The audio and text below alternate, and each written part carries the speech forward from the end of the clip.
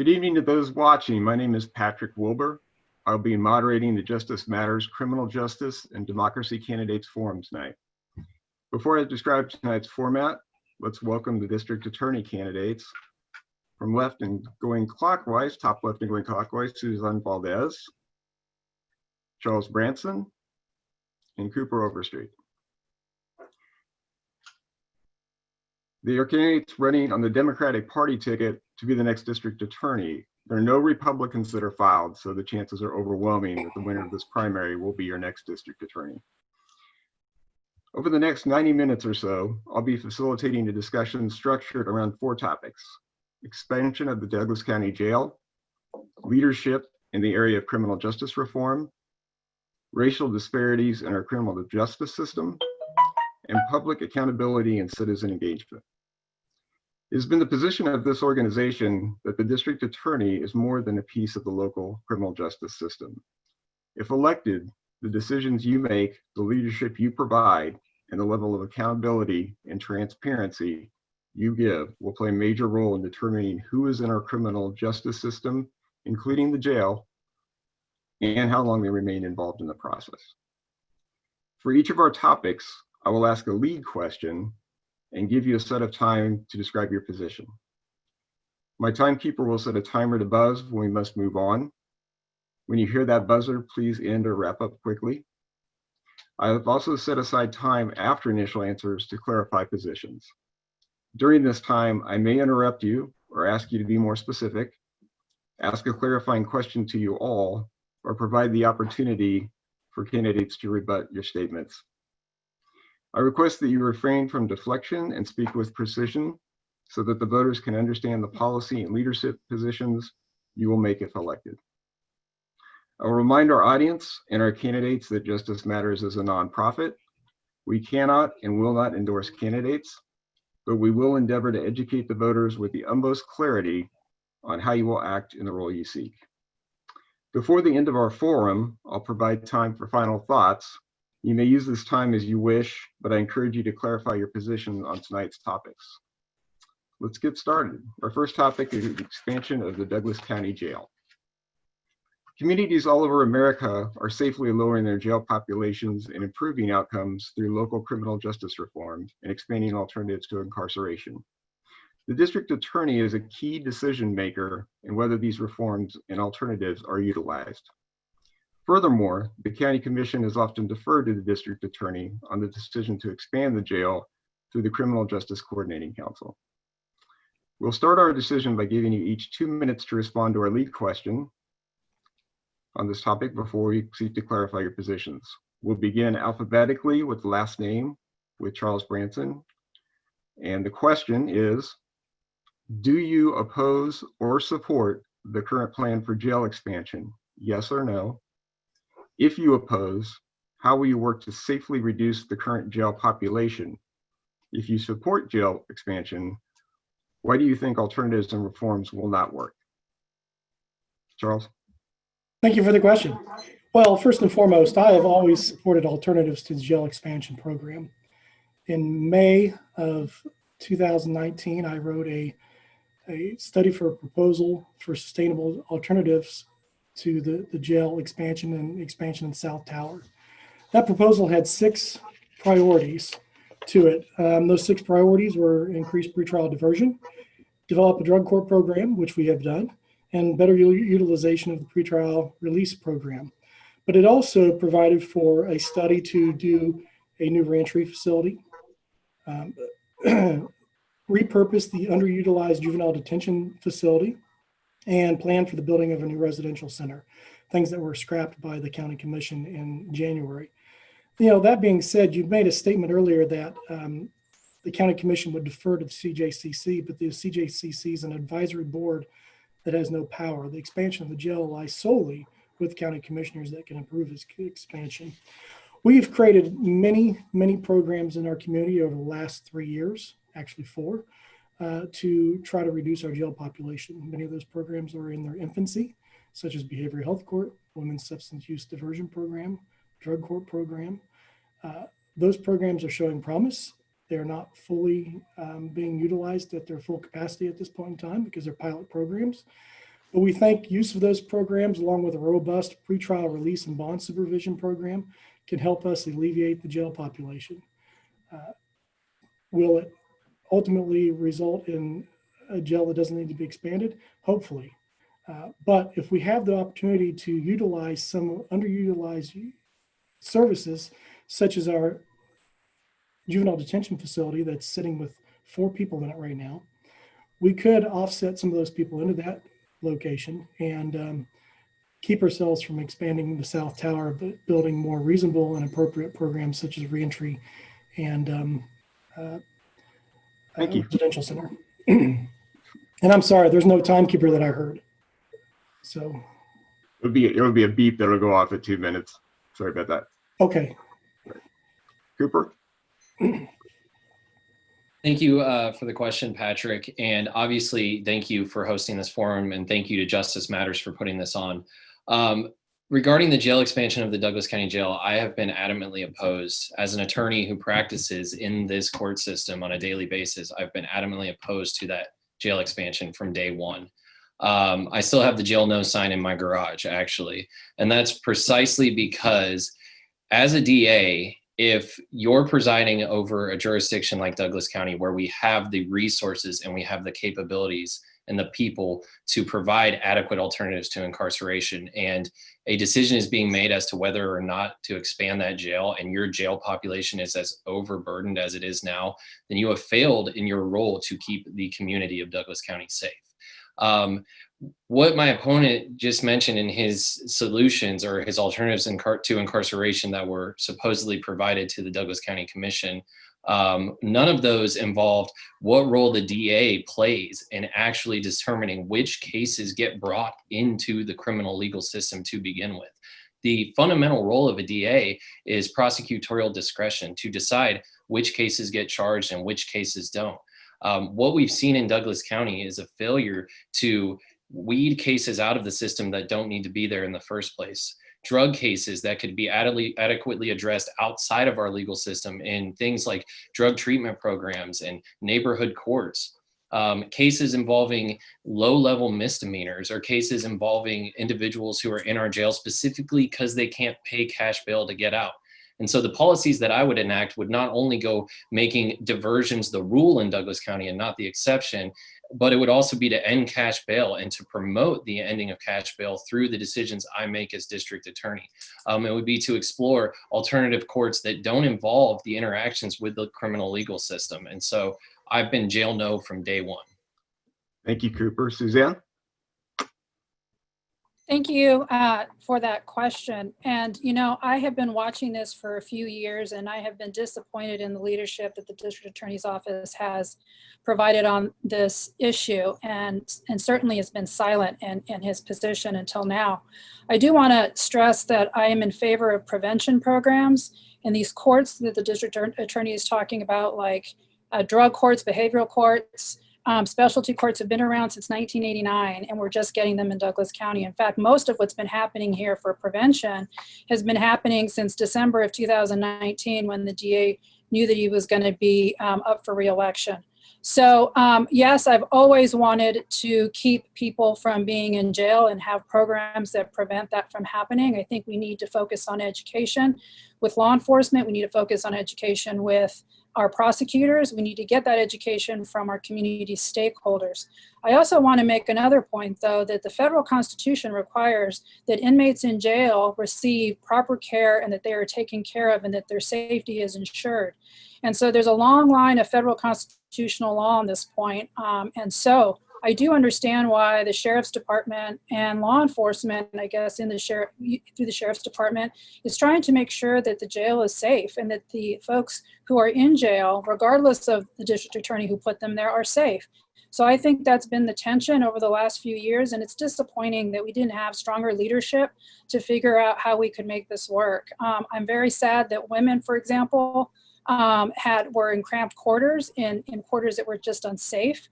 We also have to keep personnel safe. So the safety issue is a big issue, and it's a federal constitutional protection issue for those who are in jail. So I will wrap up by saying now's the time with COVID. It's the test. We need to make sure that we can do what we can now in prevention and making sure that these programs work, and we do so as a community.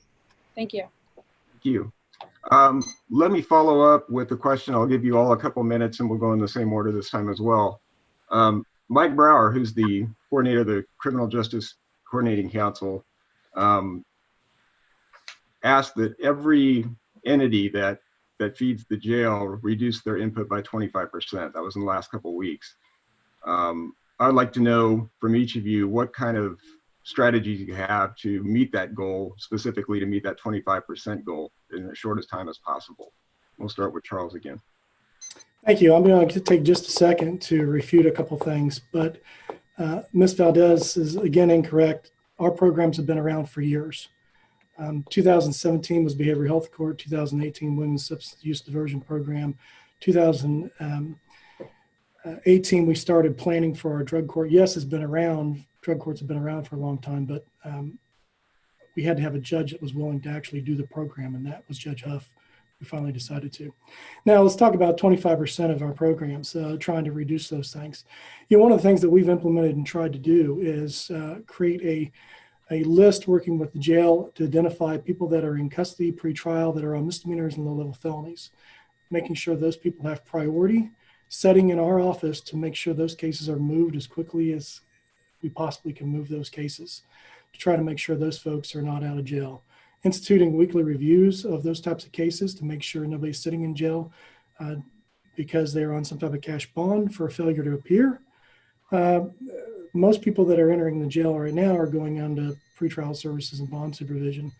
But on occasion, some people are in there for failure to appears and not showing up for court. So we put a priority on trying to get those cases through as quickly as we can so they utilize the jail less. Thank you, Charles. Cooper? Thank you, Patrick. The first step that I would take as district attorney to reduce our population in our jail goes right back to what Mr. Branson said. His office right now is just in the process of identifying folks in that jail who are in there for low-level felonies and misdemeanors. As DA, those folks would not be in that jail without being convicted of a crime. That's not how it should work.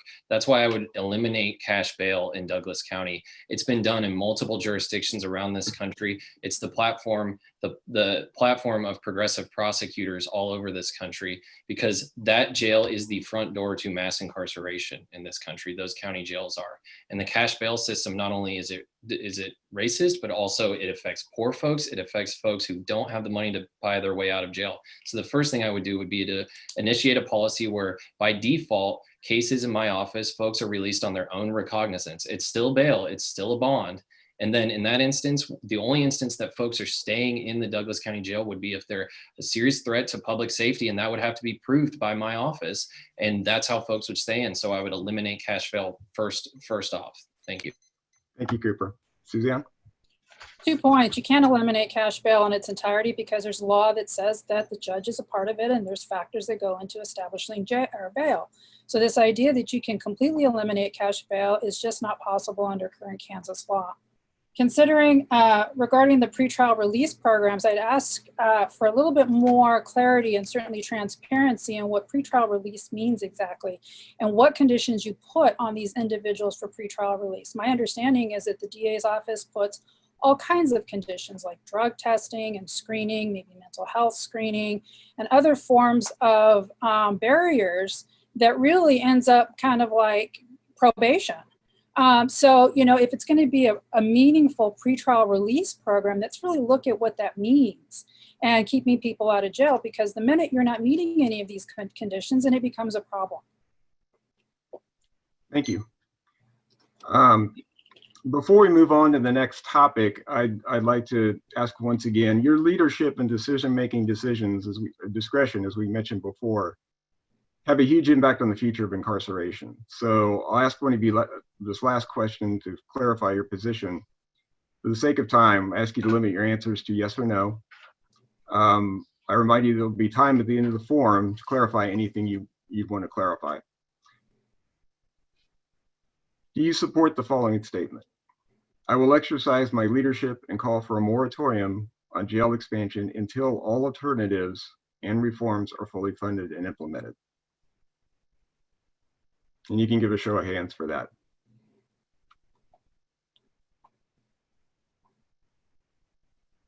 Thank you.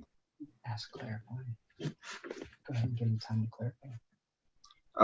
I'll go ahead and give you a minute to clarify that. If you have anything else you'd like to say on this topic, we'll start with Charles again. Certainly. Again, as I stated, I made a study proposal to the county commission in May of 2019 discussing this very issue. I think we need to explore alternatives such as utilizing our juvenile detention facility that only has 2 people from Douglas County in it right now that can hold up to 30 people. We need to look at the possibility of, if we're going to spending money on a residential center and a reentry center, facilities that will allow us to better serve our jail population and decrease the likelihood that they'll be back. Thanks. Cooper? I would absolutely use my leadership to explore a moratorium on jail expansion. As I said, I've been anti-jail expansion from the beginning, precisely because a DA's ultimate role is to keep folks out of the jail and to keep the community safe. As DA, the programs that I want to enact are all programs, like I said, that progressive prosecutors across this country have used successfully. You know, we need to not just explore alternatives to incarceration, we need to explore decarceration in Douglas County. That means keeping folks out of the jail and with their families, where they can keep their support systems intact, where they can keep going to their treatment providers, where they can keep going to their mental health services, and where they're not in jail simply because they can't afford not to be in jail. It's a process that starts first and foremost with how the district attorney, the philosophy they have on charging cases and treating individuals. And I would focus on rehabilitation and not incarceration. Thank you, Cooper. Suzanne? Yeah, one of the beauties of running in this race, I'll tell you, is meeting so many cool and vested individuals in this community who are want to meet these goals of decarceration, making sure our community is safe, making sure that people's mental health, addiction issues are taken care of. And that's one thing that is unifying about this community. The other thing that's beautiful about this community is that we have a lot of experts who can lend themselves to this kind of collaborative effort. And so, yes, my leadership style is such that I am a communicator, I'm a collaborator, I have difficult conversations, I've had difficult conversations, and I think we need to really have those kinds of conversations so that we can come up with a community plan that works for us. In other words, holding people accountable when necessary, but also giving people the necessary help that they need so that they're not involved in the criminal justice system.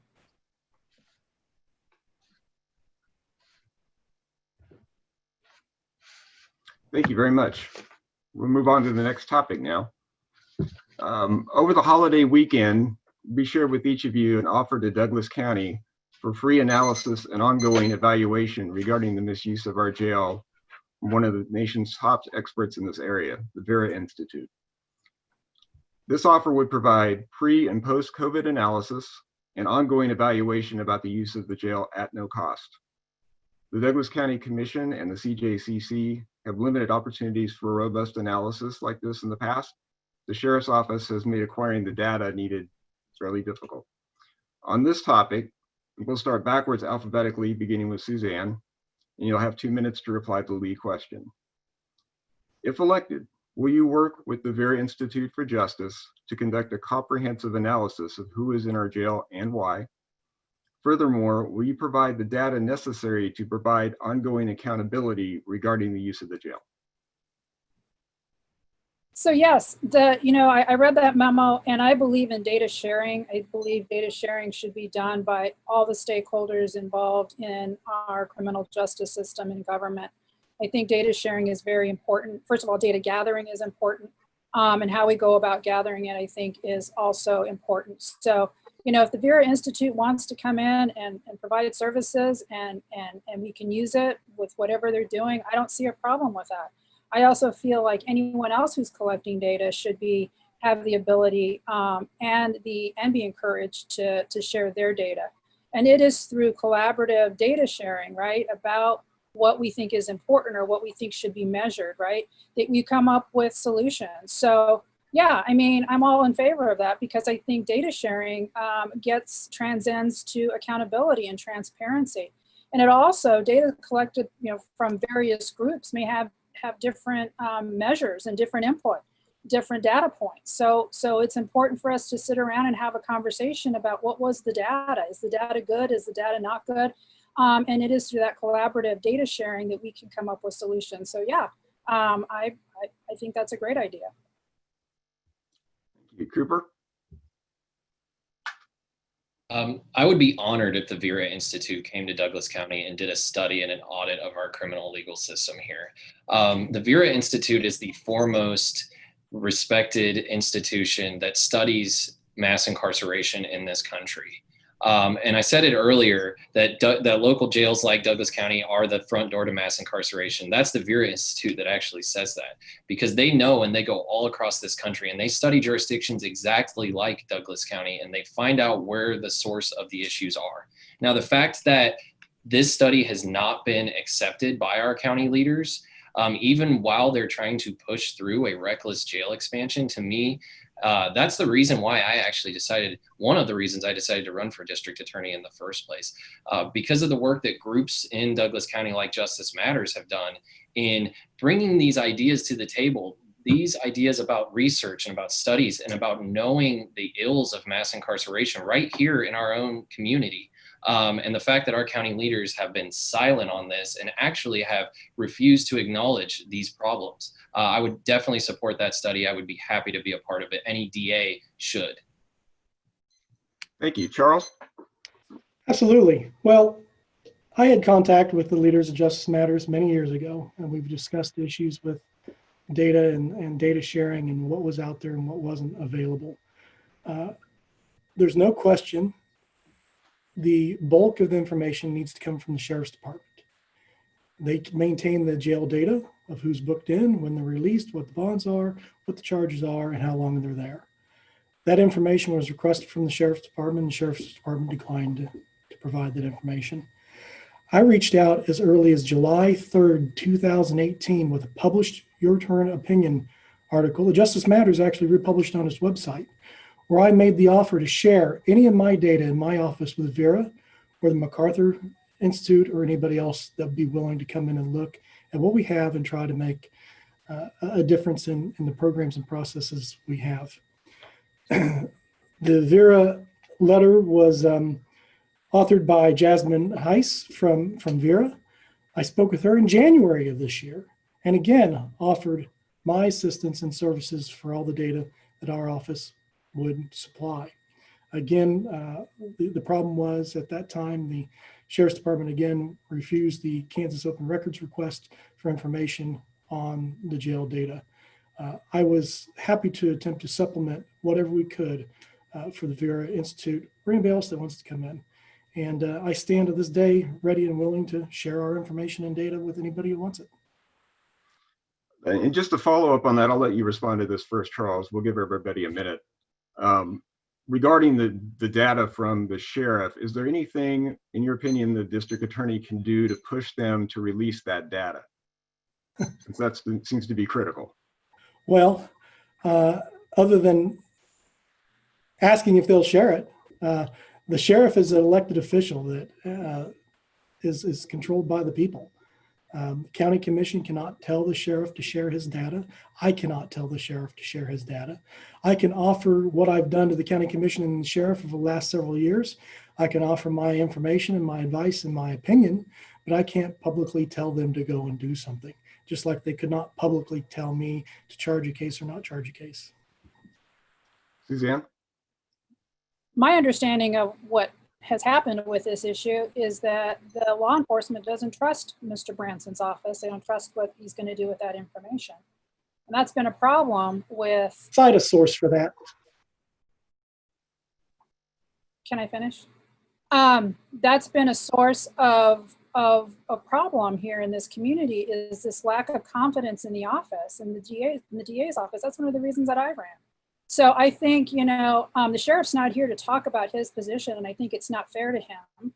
I also think I will agree with Charles. The sheriff is an elected official, and he is responsible he is accountable to the public. But I can bet that if you had communication, leadership, all of those things in a good relationship with law enforcement, one that was productive and constructive, we may have had a different story. Cooper? The last I checked, both the district attorney and the sheriff are accountable first and foremost to the people of Douglas County. And anytime a DA in that position, as in my opinion, the most powerful elected official in Douglas County, is getting pushback from an entity like the sheriff's office, we can't pass the buck on to other agencies. What we need to do is acknowledge our role in mass incarceration. That's why policies and practices in every single DA's office and in the office that I will have as DA are going to limit the amount of individuals going to that jail. Regardless of what data the sheriff is sharing with the DA's office, a DA should never not know the people and the types of cases that are being sent to the Douglas County Jail. The DA ultimately has control over those through the way the cases are charged, through the way they're handled in the system, and the buck stops with that elected official. We're all responsible to the people of Douglas County as democratically elected individuals, and that's where our responsibility needs to lie. And as DA, that's where my responsibility would lie. Thank you. Charles, I'm going to give you a minute just to respond to some of the statements that were made, and we'll move on. Well, I'm sorry, I probably spoke a little out of turn there, and I apologize for the interruption, but frankly, Ms. Valdez is making things up. This idea that the Sheriff's Department was afraid of what we would do with the data, I've had many conversations with the Sheriff's Department about the data, and that was never a question or a concern of the Sheriff's Department. So, I mean, it's a matter of honesty. Just before we move on, Susan. Can I say something? I don't like my honesty, my integrity to be questioned. What I said was perhaps the reason there may be a lack of communication between the two entities because there's a lack of trust. That's what I said, and I think that, and I stand by that. Okay, before we move on to the next question, let's just move it back to the VERA Institute. You guys have answered that part of it fully, I think, but just to help us clarify your position and save time, we're going to ask you to simply raise your hand if you agree with the summary statement on this topic. If elected, I will share data from my office and collaborate with the VERA Institute for Justice and other groups like them. Thank you. The next topic is on systemic racism, and the statement is we just disproportionately lock up Black and Native populations in our jail, even beyond the national average. And recent county reports show that white people are granted pretrial release more often when compared to their Black counterparts who are left in jail. This next response will start with Cooper and proceed alphabetically. Cooper, Suzanne, and Charles. And the lead question is, do you agree that there is systemic racism in our local criminal justice system? If so, what specifically would you do to address it?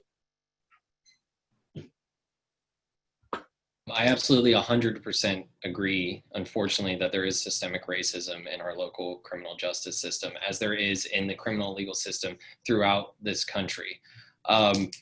We are burdened by, and our elected leaders in this county are burdened by silence. And that silence is in relation to the effects that our legal system has disproportionately on members of our community who are Black and brown.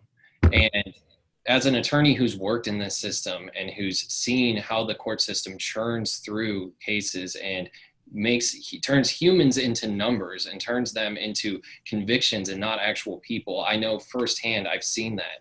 And it's at every step in the process. It's from charging, it's in the way law enforcement officers interact with individuals in our legal system, it's the way judges sentence in our legal system, and it's manifested as well in barriers to participation in justice in our legal system. So first thing I will do in Douglas County is establish an anti-racism task force. It's something I'm very proud about, where I will bring in community leaders of color into our criminal justice system and have them aid me in making an anti-racist DA's office. That means, and the first step in that, once again, is eliminating cash bail. We've seen across this country, cash bail disproportionately affects minority communities at a staggering rate. That also means ending the war on drugs, which is a major driver of systemic racism in this country. So all of those things I will do as DA, and I will acknowledge that Black Lives Matter, because any DA who doesn't do that is part of the problem and not part of the solutions, which are to end systemic racism and completely reimagine our justice system. Thank you. Suzanne? As a woman of color, believe me, I know what systemic racism is about. And I just want to call out Mr. Overstreet on being part of the problem in systemic racism. He talks about Black Lives Matter, but the Black Lives didn't matter when he withdrew from Ronteros Washington's defense because Mr. Washington couldn't pay his $425 an hour. All right, I think Mr. Overstreet is a predator, to be honest with you. I think he's unethical. He's charged unethical fees at $425 an hour for someone who's 6 years out of law school is abhorrent. And so you know what, the Black Lives Matter, a train, he's jumped on it and he's used it, and it is offensive to me. And it should be offensive to anybody else who's a person of color and who has sustained and has experienced systemic racism. So what I will do is because I've had experience with it, because I've had family and friends who have experienced it, because I'm sincere about it, I am gonna work on this. This is something that's very important to me. And yeah, let's get groups together. Let's get stakeholders together. Let's get people who have experienced it and have these difficult conversations.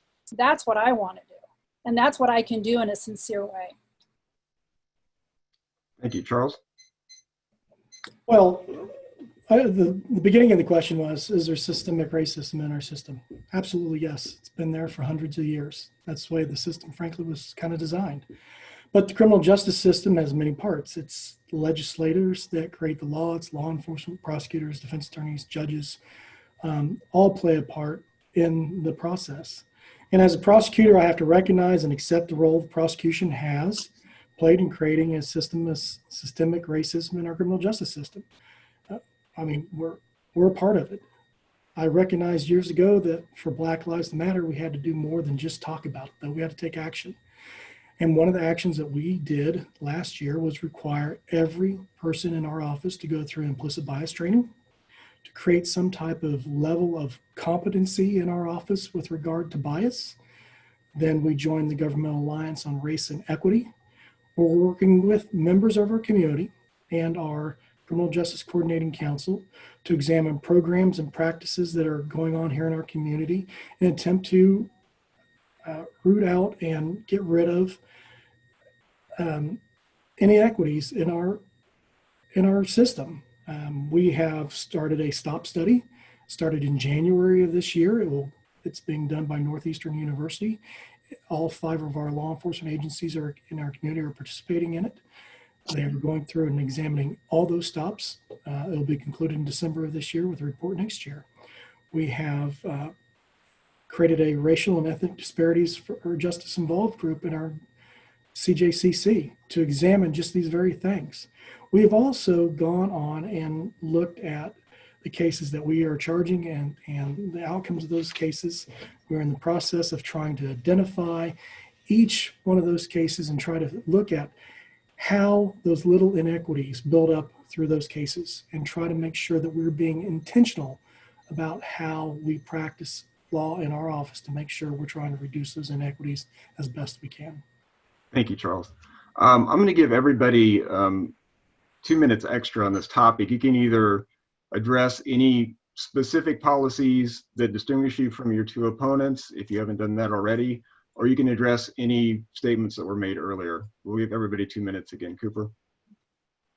Thank you, Patrick. I'll just take a little bit of time to address my opponent, Ms. Valdez's, frankly, just dishonest statements that she's made about my fees that I've charged. But the personal attacks don't get around the fact that Ms. Valdez has no solutions for the actual system. The question was, do you think there's systemic racism? And I didn't hear any solutions or figuring out how to fix the problems of the systemic racism in our local justice system. Ms. Valdez is against ending cash bail, which is the major driver of systemic racism in our criminal justice system. Both of my opponents are. Neither one of them wants to establish fully an independent conviction integrity unit that would review cases precisely like Ron Torres Washington's case. Now, the office I was a part of represented Ron Torres Washington early on in his case, and it had to withdraw. It had to withdraw because that happens sometimes with small criminal defense offices. I wouldn't expect Ms. Valdez to know that because she's never practiced criminal defense and she's never defended anyone in her career. However, we can't get around the fact that the systemic issues that exist in Douglas County are issues that fall squarely at the foot of a district attorney. And I am the only candidate in this race to offer platforms and policies that would, if put in action, would keep somebody like Ron Torres Washington from being in jail in the first place. That means ending cash bail. That means promoting a conviction integrity unit and creating a robust public defender's office in Douglas County, a public defender's office that would bring in the best and the brightest criminal defense attorneys to defend the constitutional rights of individuals like Ron Torres Washington. Ms. Valdez has not proposed or supported any of those ideas. And that's why we have to look at the systemic issues, and we need progressive prosecutors who will go in. And I will say Black Lives Matter. And Ms. Valdez, you can think what you want about my sincerity in that, but I think that saying that is the first step in the action. And I'm the only candidate who will actually engage in anti-racist policies as district attorney. Thank you, Cooper. Suzanne? Well, he's all wrong on his facts. He obviously doesn't even know who's running here, doesn't even know about my record. Of course, I've done defense work. I did it early on as a legal aid lawyer in Kansas City and here in Douglas County, so I have done defense work. In terms of solutions, I was just really upset that someone is sitting here saying that he has got solutions about racism, when you know what? That's not the case. It's all talk. You cannot eliminate cash bail. The law requires it in certain circumstances. The judges are involved in it. Okay, so making that promise is just something that he cannot deliver on. He can't deliver on a lot of his promises. So that's what's frustrating here, all right? And in terms of what we can do, yes, I agree with Mr. Branson that we really need to look at policies, guidelines, all those things that we're using, that he's using in his office to determine who's being charged, why they're being charged, why they're in jail. That's been my platform from the very beginning. Maybe I should have said it early on when you asked the question, but I was so upset by this idea that I had to let you all know, the public know, what's going on with Mr. Overstreet. So I do, in terms of anti-racism platform, you know, it really gets to me when people say, oh, you don't, when he says that I don't get it. Oh, believe me, I get it, because I'm a Hispanic woman who's had to deal with this in Arizona when I was growing up, where it's Hispanics who are predominantly treated terribly. All right, so in terms of solutions, the solutions are, yes, we need to look at these policies, we need to look at what we're doing, we need to look at who we're charging, we need to figure out why we're charging them. I've been saying that till I'm blue in the face, all right? So this idea that I don't have any solutions, I don't know what Mr. Overstreet's been for the last 5 or 6 forums, but that's what I've been saying. Thank you. Charles? Well, simply put, we've been working on solutions. The Criminal Justice Coordinating Council was one of the reasons it was created, was for the very purpose of looking at racism in our criminal justice system. Subcommittees are working on that, and I understand that it's not as fast as people want. You know, I'm there as part of that committee. The district court judges are there as part of that. The city court judge is part of that. The mayor is a part of that. In fact, she's part of one of our subcommittees on this. We have county commissioners that are part of it. We have coordinator, and we have then all of our stakeholders that come and provide us information. It's our job to try to guide the county on information and provide them information that they can then make decisions on. It's not a decision-making body, though. We have been working diligently with our time to try to make sure that we are moving forward in a deliberate and intentional manner to try to tackle the injustice in our system. We have a system that's been around for 400 years, and we're not going to fix it in 4 months. We're probably not going to fix it in 40 months. But we have identified the things that we need to work on, and we continue to work on those. By doing things like implicit bias training. In fact, the whole Criminal Justice Coordinating Council will be doing later this year the exact training I put my office through last year. We are partnering with Government Alliance on Race and Equity. We are doing the Race Forward training that I've personally attended that informs us how to make better decisions and how to ferret out and look for those inequalities that are currently in our system and try to make changes. Those changes take collaboration, they take cooperation, and they take time for everybody to work together, get on the same page, analyze the data, and then thoughtfully make changes in our system that will make a difference. Thank you. Just a little bit more on this topic. It sounds like everyone agrees that there's systemic racism and that's part of the problem. And if what we have now is systemic racism that's feeding this jail, doesn't a bigger jail simply make room for greater injustice? And you can address that any way you want to. We just want to clarify that a bigger jail is probably going to exacerbate the problem. And Cooper, you can start with this. Well, look at the percentage of folks who are in our Douglas County Jail right now who are Black folks. It's 25% versus just under 5% in our county community. Absolutely, bigger jails perpetuate systemic racism. They are part of the problem because a bigger jail causes us to not look at the underlying root causes of this disproportionate effect in our criminal justice system. And something neither one of my opponents wants to actually do is looking at root causes.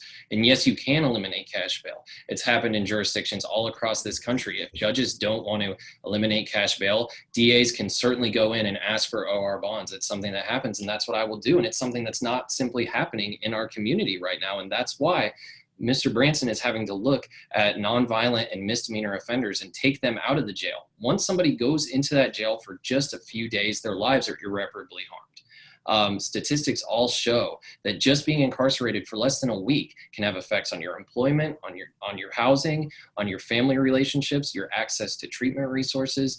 And that's why we need to stop at the beginning, which is charging those cases and determining how we charge them. We need to look at another thing in this that neither one of my opponents has talked about is ending the war on drugs in Douglas County.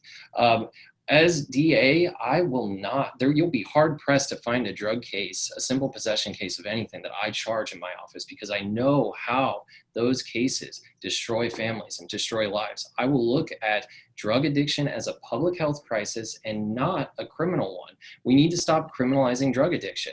I will have a robust diversion program and I will utilize resources outside of the criminal legal system. And I won't be afraid to not charge cases because I know ultimately by charging a case and bringing someone into that courthouse, we traumatize them and we don't do anything to treat their addiction. And so all of those things go back to systemic racism and how we end it in our county. Thank you, Cooper. Suzanne? How much time do we get? 2 minutes. So, can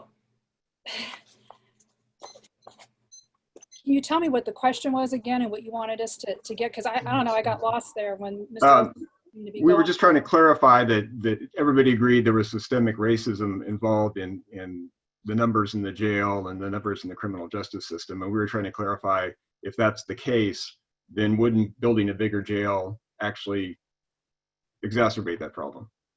Yeah, and so what I want to say on that, I mean, I think the data is out there. It's fairly clear throughout the country that you build jails, you fill them, right? I mean, that's what's happened when the war on drugs was kind of declared back in the 80s. And so people got very, scared about that whole idea of drugs infiltrating our communities. And so then you end up with federal statutes and state statutes that really penalize severely drug offenses. And so what happens then is, flash forward over here to where we at 30 years later when this all sort of starts and we've got a mass incarceration problem. And so is it drugs? Is it something else? I mean, is it a combination of all those things? And I think the answer is perhaps. And so I think that, we've already had the discussion about expanding the jail. We know who's in the jail. We know that it's usually people of color. We know that, and we've already had that discussion. So if you use that logic, then I would say that unless you fix the systemic racism and its root sort of causes, and get down to it and have these conversations about how are we going to fix it, yeah, the extension of that argument is that you build a jail, you're going to fill it, and you're going to fill it with people who are of color. But that's what we've seen over the past 30 years or so. So yeah, we need to talk about racism. We need to hear from people who have experienced it. We need people to come to the table and talk about their experiences in the system, out of the system, the collateral effects of having people, their family in prison, the high school to prison pipeline that we see with young juveniles who are Hispanic or Black descent, right? So those are the Suzanne, that's 2 minutes. Sorry. Charles? So I think the question was, if you build a bigger jail, are you going to fill it? And the answer is probably. You know, the population of Douglas County continues to grow. When the jail was built, the population of the city of Lawrence itself was under 90,000. Now we're over 100. So our population is getting bigger. Does that mean we may have more people that potentially commit crimes? It could. But there's no doubt that the system causes some of our problems. And we have to recognize that it's not just one entity in the system, it's the entire system. And that's why we have been looking at the STOP study, because first and foremost, how does somebody get to my office? They have law enforcement contact. So we have to study those contacts to try to make a determination of how those contacts are happening. Are they happening in a systemic racist way, not intentionally by officers, but by how they're trained or the policing that they do, those types of things that occur. So how do those people come into the system for first come in contact with my office or the city prosecutor and the city court judge, who also utilize the jail about 30% of the jail population? How do we get those first contacts? We need to learn that. Then once they are in the system, once they have been charged, we need to understand how we charge the cases, how we proceed with those cases. Why do some cases take longer than others for certain people? Those are things that we have to do. That's the hard work that has to be done. It cannot be done fast, but we have to get down to this information on a case-by-case level and look at the differences we have in those cases and try to make some determination with experts, with people that can interpret the data, and try to make a decision how to make our system more fair and just. Thank you, all of you. We'll move on to the next topic. The district attorney wields enormous influence at every stage of the criminal justice process. They decide who and what to charge. They make bail recommendations to the judge, usually without a defense attorney present, negotiate plea deals, and recommend sentence times. This is a tremendous amount of discretion. In an effort to roll back mass incarceration in America, the Brennan Center for Justice has outlined 21 principles to guideline 21st century prosecutor in the quest for justice and fairness. We shared their recommendations prior to this forum with all the candidates, and viewers can see the document at the Brennan Center for Justice website. These principles include things like making diversions the rule, treat addiction and mental illness instead of using incarceration to change behavior, shrink the misuse of probation, being transparent with taxpayers about the real costs of incarceration. We'll start this part of the discussion by giving you each 2 minutes to respond to our lead question before seeking to clarify your position. We'll start with Charles Branson. And the question is, we don't have time to go through all the 21 principles of the 21st century prosecutor, obviously. But we did want to ask you how many of those 21 principles you would use to guide your office, and which of those principles would be your greatest priority and why? Well, I'll try to do this as quickly as I possibly can. This has been our guiding policy in our office since it was published in 2018. First one, make diversion a rule. 2019, we had 1,209 adult criminal cases. We diverted 21% of those. Charge with restraint and plea bargaining. We file 1/3 of the cases that are referred to our office. Many others we refer on to municipal court, so they're not in district court. Ending cash bail. 3 years ago, we were instrumental in creating the pretrial release and bond supervision program so people could get out without posting a cash bail. Encouraging the treatment, not criminalization of mental illness. 2017, we created the Behavioral Health Court. Encouraging the treatment of drug addiction.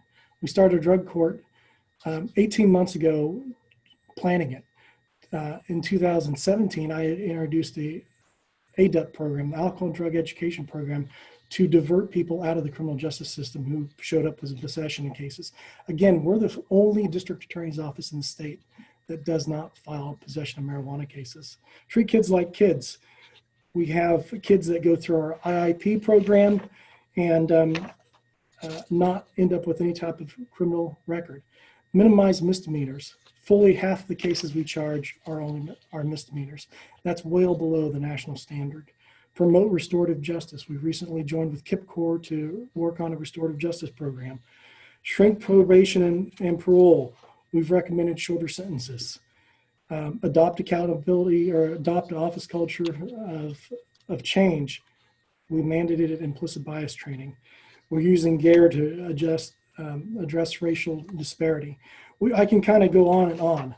This has been our guiding principle since it was published by the Brennan Center for Justice in 2018, and we've adopted nearly all of those programs.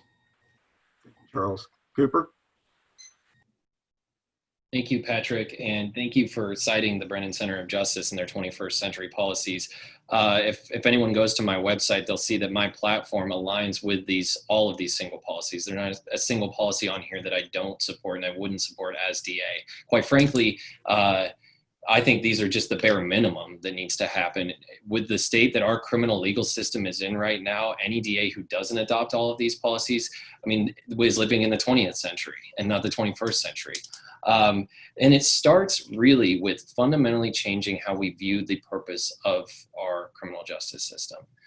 Changing the metrics that we see of a successful outcome in any criminal case. As DA, I don't want to focus on numbers of convictions. Ultimately, our focus needs to be how we are keeping our community safe. And community safety can be obtained through a lot of mechanisms other than a DA prosecuting a case. In fact, what we've seen oftentimes in our criminal legal system is that over-prosecution, which has happened in Douglas County, despite my opponent's contentions, we've seen over-prosecution because otherwise we would not have a bloated jail population in this county. Over-prosecution leads to unsafe communities. It takes folks away from their homes and their families, and it criminalizes things like drug addiction. So what I want to do is bring stakeholders into the discussion. Groups like Justice Matters, which have done a great job bringing to the attention of the public these issues in our legal system. Last April, individuals from Longmont, Colorado, there was a conference held here in Douglas County where they came in and they talked about their award-winning restorative justice program that they have there. Those are the sorts of things that we can set up in Douglas County and in Lawrence. We can make restorative justice the goal for how we look at our criminal system. And it starts with things like law enforcement aided restorative justice programs, giving police officers in our community the opportunity to refer someone to a restorative justice program instead of giving them a ticket and putting them in jail. Those are the ideas we have. These are all platforms I want to follow, and I already do follow as a progressive prosecutor. Thank you, Cooper. Suzanne? Yeah, the Brennan, the principles that we've just talked about are part and parcel of my course on prosecutorial ethics, where the focus is on Model Rule 3.8, and that's the special responsibilities of the prosecutor. And it's an ethical rule. Lawyers, we're all bound by ethics rules, but there's a special rule that relates to prosecutors, and it recognizes the power of the prosecutor and the resources that the prosecutor has. And so a lot of Rule 3.8 incorporates the principles of what's been published here by the Brennan Institute. And in fact, I think the Brennan Institute's report may have been referencing that model rule and the ABA model rules and the sort of the guiding principles for our ethical rule. So I don't have a lot of time to go through point by point here, but certainly as an ethical prosecutor and someone who is a national expert on prosecutorial ethics, this is something that I clearly would incorporate and think it's very important for our community. I do want to point out on restorative justice piece of it is we did restorative justice with the Crime Victims Compensation Board for years. I was chair for 9 years, and restorative justice with victims was wildly successful. And so I think it's translatable here, and it's a way that we can use this philosophy, if you will, to prevent crime and to restore justice if indeed crimes are committed without putting people in the criminal justice system. So thank you. Thank you. So it sounds like there's a lot of agreement on the Brennan 21 points. Is there anything that you can think of that, there's a lot of good ideas out there, not all of them would fall in those 21. Any other ideas you can think of, or anything that you think distinguishes you from your opponents in regards to progressive prosecutorial procedures? Let me just start with Charles. Well, I guess the thing that distinguishes me is we've been doing this. We've been doing this for the last several years. This is nothing new. It's nothing that, somebody grabbed the National ACLU publication and made it their platform for their campaign. We have been in the trenches doing this work for years now. It is a part and parcel of our office to try to make our community a better, safer place where victims are treated well and offenders are held accountable for their actions in a reasonable and meaningful way. These principles are pretty basic principles that we continue to work with all the time. Cooper? The thing that differentiates me from my opponents is that this is my platform that I'm running on, and this is all I know. And this is the platform of progressive prosecutors all across the country, most of whom, if not all, are defense attorneys who know exactly what the legal system does to folks, the marginalized individuals in our community. Now, I disagree with Mr. Branson in saying that these are all things that he's already doing. One of the key components of the Brennan rules is address racial disparity. If that's being addressed in Douglas County right now, why is our jail population 25% Black? I would argue that is not being addressed right now, and it's not being addressed through actions that can be directly taken from a district attorney's office. And the poverty trap of fines and fees. As district attorney, one thing that I will do is if individuals are on diversion in my office, I will not attempt to revoke their diversions for failure to pay any sorts of fines and fees. That won't happen in my office because we know that our jail is filled with individuals who are there simply because they don't have a lot of money. And that's sad, and that's a sad state of affairs, but that is something, once again, that's directly influenced by a district attorney's, how they look at the criminal legal system and the metrics that they see as success. I won't care about how many convictions I get. What I'll care about is how many folks are going in and out of our criminal justice system every day and lessening the overall footprint of our criminal legal system. So I'm differentiated because these are things that are all a part of my platform. And I'm willing to go so far as to say that these are things that I will focus on from day one as district attorney. And I know the policies that need to be enacted in order to make these things successful. Thank you. Suzanne? It's interesting that, Mr. Overstreet's never been on a defense panel in terms of indigent defense panel. He's always charged exorbitant amounts of fees. So I'm not sure he understands what it's like to be an indigent defendant in the criminal justice system so that he can fix it. But I will tell you, in terms of distinguishing myself, I've done defense work, legal aid work, where I had to deal with indigent. That's what I did for 6 years. So I know what it's like for me to have an indigent client who has to face these issues, especially when it comes to being a person of color and certainly a person from a marginalized community and someone who doesn't have money and has those issues.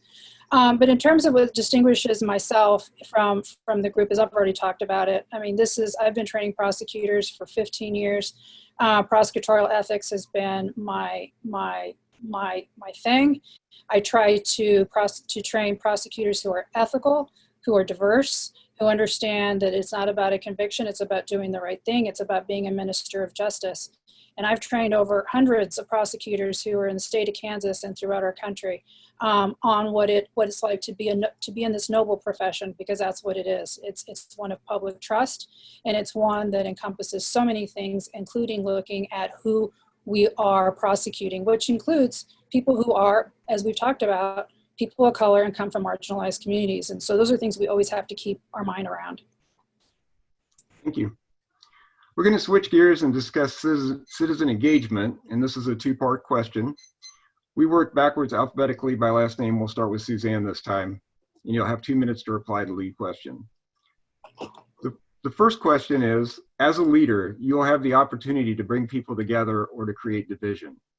What specifically will you do to bring people together, especially those with differing views from your own? The second is, Justice Matters organizes a gathering each year to lift up the concerns of the vulnerable and proposals to some of the most pressing problems in the community. Previous leaders from the city, county, and police department have attended to respond to our concerns and proposals. If elected, will you commit to attend this assembly? And that assembly is usually in the spring, so it's quite a ways away for next year. We'll start with Suzanne. Yeah, sure. So, I've had many leadership roles throughout my 24 years of being a practicing lawyer on state committees, national committees. I've served on our CASA board. Most recently, it's relevant to this experience is being on our university Senate president for KU, where you've got a wide variety of people that have different goals, different ideas about what they need to accomplish. And I think anyone who knows me in terms of my leadership will know that I am a collaborator, I'm a communicator, I've already said this. I'm willing to have difficult conversations and certainly invite people to the table. And I think that's what we've been missing for many, many years here in Lawrence, is that we have so many folks who have something to say. And they want to voice what they want to say, and they have an opinion, and they may have an experience. And so I think it is absolutely important that we have these conversations in forums and however we want to go about doing it so that we come up with these solutions. Because what I think at the end of the day is we may disagree about sort of the result, but I think as long as people are at the table and are invited to the table, that's what's important. In terms of attending your Justice Matters Assembly, of course, I will go wherever I'm invited to go. If people want to talk to me, if people want me to be there, I will be there. I really believe in participating in the community and being out there to do prevention. I think it's important for students in school. I think the university system needs to see what prosecutors do. I think they need to be very involved in the community so that there isn't that sort of perception that we have right now, I think. Charles?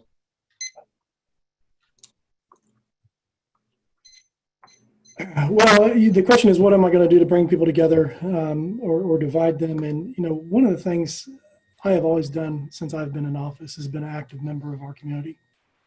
I've been on many boards in our community, United Way, The Willow, Big Brothers Big Sisters, Van Gogh, Juneteenth Planning Committee. I've engaged with various neighborhood organizations and had speaking engagements with them. I've also gone to neighborhood organizations when they've had a crime incident in the neighborhood and want to know what they can do about it and want to know more about the system. Our job as the district attorney's office is also to educate the public about what we do and about what the laws are and how the laws are applied to them or people that they may know. So it's very, very important to have open lines of communication, be able to communicate with people, and I've done that. Just over the last several years, I've met with Ben McConnell and Brent Huffman and Joanne and Barbara on many occasions to discuss these very issues that we're having, to have dialogue and conversation. Some of those conversations were tough conversations. Some of those conversations were very educational conversations where I had to explain legal issues and system to them, and then they had to explain some community issues to me.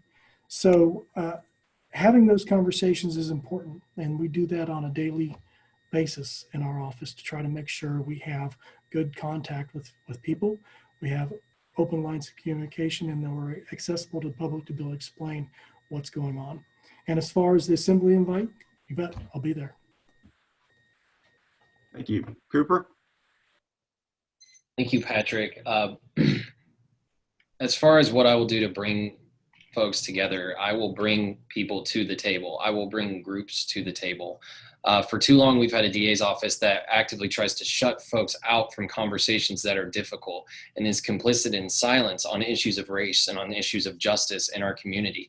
Our DA is the most powerful elected official in our county, and that DA needs to be a leader on these issues. And you can only lead by getting folks like Justice Matters, who have been leading. Justice Matters have been leading on these issues from day one with their research and their thoughtfulness and their commitment to justice. That includes bringing folks like the Vera Institute in. That includes having folks like Dr. Shannon Portillo, who is a friend of mine and is somebody that I've looked at her research, the study that she did on the jail with Danielle Rudis, determining that jail expansion is necessary. Now, I've formed a collaboration with two other candidates in this county, candidates that truly seek justice, Shannon Portillo and Shannon Reed. They're both advocates in their community. They're both individuals who care very much about justice, and they have heard the same things in our community that we're all hearing, which is that we have groups, we have advocacy groups. We have the Willow Domestic Violence Shelter here, which is a great award-winning shelter. We have all sorts of groups that a DA needs to bring in on the discussion and needs to defer to in difficult situations. Sometimes the best thing you can do as a leader is not only listen, but you can defer to the folks who actually are on the ground and know what they're talking about.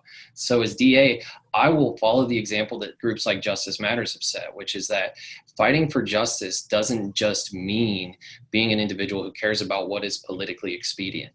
It means doing the difficult thing. It means doing the hard thing, but doing the right thing. And so bringing groups in and letting them have a seat at the table and listening to them and allowing them to aid me in how I prosecute cases is something I extremely value, and it's something I will do as DA. And yes, I'll come to the Nehemiah. I had tickets for the last one, but it got canceled. So Thank you. And just this is kind of a follow-up to the question. You guys have all obviously been campaigning and been talking to people about the district attorney job. I was curious, what do you think are the biggest misconceptions from the public about what the DA can and can't do? Suzanne, we'll start with you. Have you heard anything like that? Yeah, well, I mean, I've been saying this, I've said it like 2 times already tonight. The complete elimination of cash bail is not possible unless you get the Kansas legislature to change the rules. So I think it's important that people understand that the DA doesn't have all this power that Mr. Overstreet says that the DA does have, and maybe that's what he wants, I don't know. But we are constrained, and this is one thing that Mr. Branson and I will probably agree to. There are certain laws there are laws that are passed by the legislature that we have to follow. Now, we can look at changing the culture, we can look at changing the system and how we approach all that, but there are clear things that the law prescribes and that requires prosecutors to do. Now, if you want to change the law, you can go to Topeka and you can make those lobbying efforts. But as a prosecutor, remember, that's what this job is. It is the prosecutorial office, the district attorney's office. You've got to follow the law. Now, there's approaches to it that I've already told you what my opinions are and what my platform would be, but there is law. And so the perception that what I want to make clear is that you just can't unilaterally change the law. It just isn't possible. Thank you. Charles? Well, and I do agree with Ms. Valdez on that, the Kansas Constitution contemplates and require a monetary amount of bond to be assessed in a case. Now, Mr. Overstreet has indicated that he would eliminate that and just ask for OR cases on that. And he specifically referenced Washington. So I guess we're to work under the conclusion that if somebody's charged with murder or a child sex crime, that we're just going to let him out of jail. I will not do that as DA. I think those are public safety exceptions, and we're going to require some type of bond for those people. That being said, there are a lot of rules that we can't just simply change. We are governed by the Kansas sentencing guidelines when it comes to sentencing in felony cases. I have gone before the Kansas Sentencing Commission and discussed sentencing guidelines and the effect on our cases and ability to resolve cases. I've also, just last year, went to the Kansas Sentencing Commission and discussed with them mandatory minimums on cases and the effect those have on our ability to resolve cases and the effect it has on our jail. There are certain cases out there that no matter what we do, we cannot avoid the mandatory minimums for those types of cases. Sometimes that's appropriate, sometimes it's not. The sentencing guidelines tie not only the hands of the prosecutors sometimes, but it also ties the hands of the judges, because they cannot deviate from those guidelines unless they make specific findings on the record. Now, those things all have to be fixed at the legislative level. And that's what a lot of people do not understand about our job is we are sworn to uphold the Constitution of the United States and the Constitution of the state of Kansas and put in effect the laws that have been promulgated by the legislature. Thank you, Charles. Cooper? Well, I just want to respond to that. And I think that Mr. Branson's contention that, he cited the Ron Torres Washington case. Ron Torres Washington has not been convicted of a crime. And I think everybody out there understands that most of the folks in our county jails have not been convicted of anything. And they're all to be presumed innocent.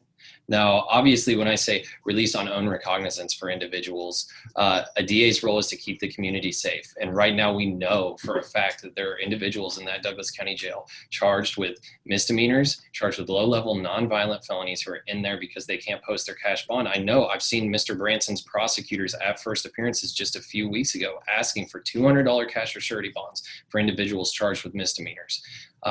So I know that exists, and an own recognizance release is a bond. It's a bond saying folks need to just appear back in court when their court date comes. And you know what happens usually when those things occur? People show up to court because unfortunately a lot of these folks that are in that jail who don't have the resources to pay a cash bond, they also don't have the resources to flee the jurisdiction. They're not just going to get in a plane and fly away.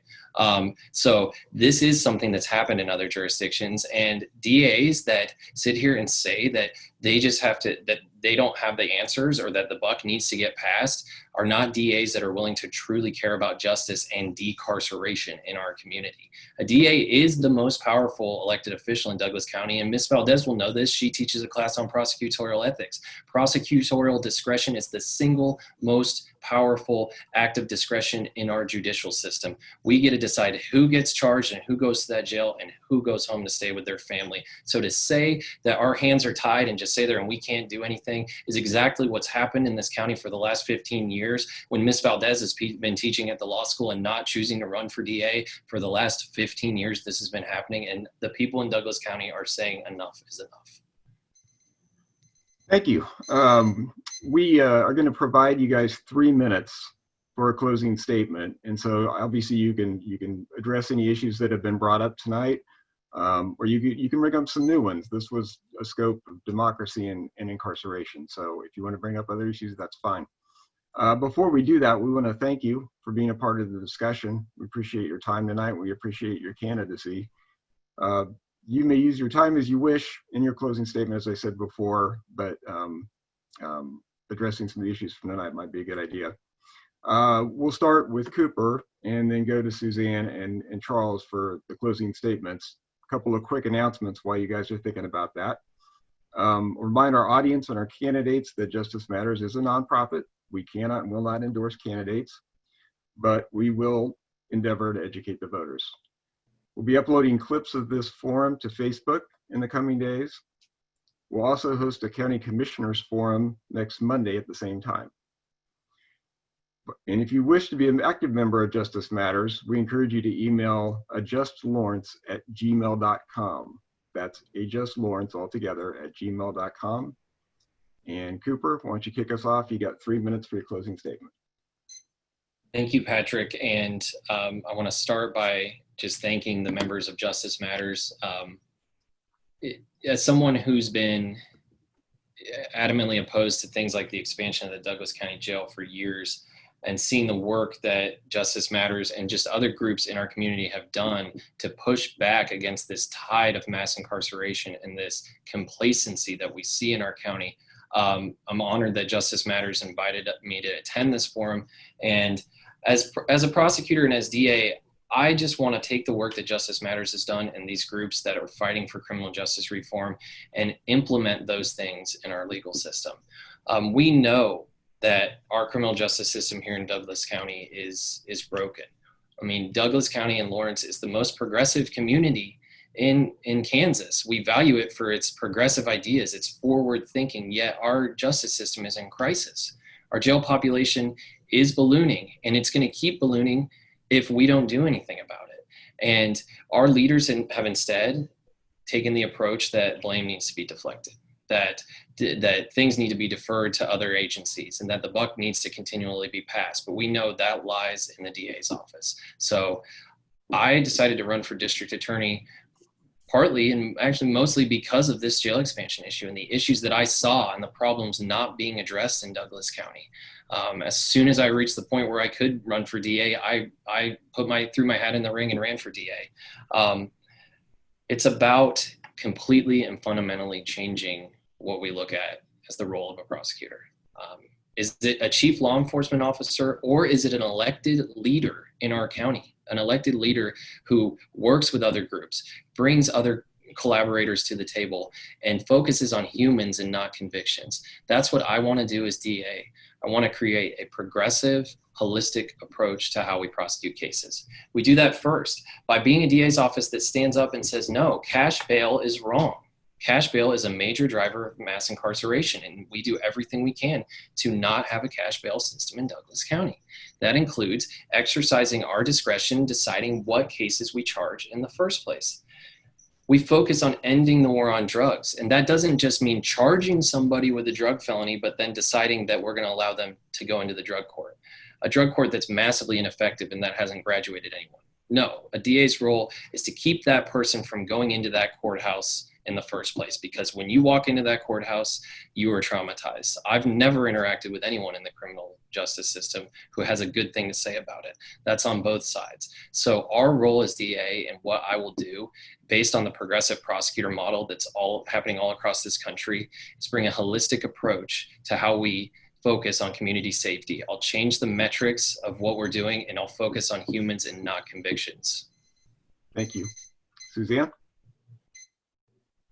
So yeah, thank you for hosting this virtual event. I appreciate the opportunity to talk about why I think I'm the best qualified of the three candidates to serve as the next district attorney in Douglas County. For those of you, I really ask you to be informed, be an informed voter. Know the records of the individuals that are before you, know their experience, know what the job requires, and know why the people who are doing it are interested and want to do and make change. So who I am and my professional record speaks for themselves. I'm a woman of color. I've spent my entire professional life working in public service. I have 24 years of practice experience with a wide breadth of Kansas law. I have 7 years practicing as a legal aid lawyer in inner city, Kansas, and here in Douglas County. I have 6 years prosecuting as a prosecutor in Wyandotte County. I have 9 years of experience as chair of the Kansas Crime Victims Compensation Board, where the board implemented and managed up to a $4 million annual budget and an office staff. I have 7 months as experience as a district judge pro tem here in Douglas County, handling the juvenile offender docket. I have 20 years experience as a law professor where I've focused on legal ethics and prosecutorial ethics. I agree with Mr. Overstreet. It's time for a change in the DA's office. It's time for new, experienced leadership and ethical leadership in the DA's office. And that's something that I can bring to the table that distinguishes myself. It's time for us to set a higher standard. It's time for us to reestablish public trust in the office and for the community to have their expectations met. While there's a lot of work to be done, my priorities are to employ a diverse and well-trained and ethical staff, to reestablish open and candid communication with local law enforcement and our community stakeholders so that we can work on hard issues like racial justice, the proper handling of sexual assault and domestic violence cases, so that we're sensitive to the survivor and fair to the accused, and effective prevention programs that we've talked about tonight. I want to streamline admission to diversion programs and problem-solving courts so that we make sure that we get rid of financial barriers so that we can address the problem with systemic racism as well as with those who can't afford the high costs that have to do with the criminal justice system. And I also want to implement effective restorative justice programs that work, because these programs do work. I know that they work, they've experienced it. And lastly, I want to free up resources to prosecute only those serious crimes where public safety is at issue, because that's the role of the prosecutor. And I will always do right by victims and survivors. So I promise to show restraint. I promise to show a deliberate approach to the job. I'm a straight shooter, I'm a collaborator and a communicator, and I want to lead this office in a productive and a constructive way. So I ask for your vote on August 4th. Thank you. Thank you, And you can Suzanne. visit my website. Thanks, Suzanne. Charles? Thank you. I appreciate being able to be here tonight with Justice Matters and everybody that's viewing. Thank you for your time. Elections are important. They're about the people that's going to represent you in office and carry out not exactly your wishes, but carry out the mission of the office, hopefully in the way that you see fit. You know, I have been here. I come with a track record. There's nothing I can do about that except for say that, you know, on a daily basis, we have to make very tough decisions in this office. I have sat with survivors while they try to make a decision on whether or not they want to participate in a case. I've sat with survivors when juries come back and not had a favorable decision. I have sat with family members who have lost their loved ones, and I have tried some of the biggest cases Douglas County has seen. These are hard things, and this job is hard, and it's not a place to learn on the job. We have a system here that's not perfect, but we work every day to try to make the system better. When I first ran for district attorney, I saw a system that was about processing cases, but you can ask any attorney in my office what our motto is that a case deserves an outcome that makes it less likely for people to need our services again. That means holding the offender accountable in some meaningful way. It means getting justice for a victim. My office has continued to adapt over the years. You know, when I first ran for DA 15 years ago, if you had even mentioned diversions, you would have never got elected. Now, people want to hear about these programs.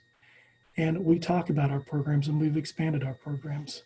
You know, our behavioral health court, it took a lot of planning. We toured a lot of places and facilities to make sure we were trying to do it right. Now we have 22 people in the program. We talked about reducing our jail population by 25%. Well, there's half of that 25%. We are making sure people are getting meaningful treatment without ending up with criminal conviction. We implemented our women's substance use diversion program. Again, another program that gets women out of the jail into a treatment facility with wraparound services that they can then get on with their life in a meaningful way. Again, with the goal of avoiding a criminal conviction that may harm them later on. We've already talked about our drug court, brand new. No, it hasn't graduated anybody yet because it started in January. It's a 16-month program. So it's going to take a while to do some of those things. But we've recognized, you know, changes in society, you know, the failed war on drugs. I am the only district attorney in the state that has made the decision not to prosecute simple possession or paraphernalia cases. Nobody else in the state can say that. You know, the criminal justice system, like I said earlier, has many parts. The legislature, law enforcement, prosecutors, defense attorneys, judges, and we all have to recognize the part we play. And we all have to work within our system to try to make our system better. And that's one of the things we're doing. Thank you.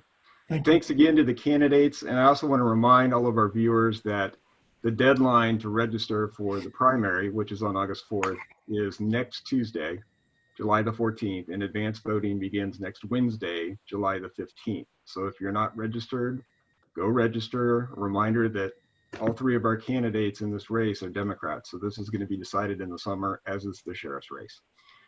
Thanks again to everybody who's watching. Thanks to our candidates, and have a great night.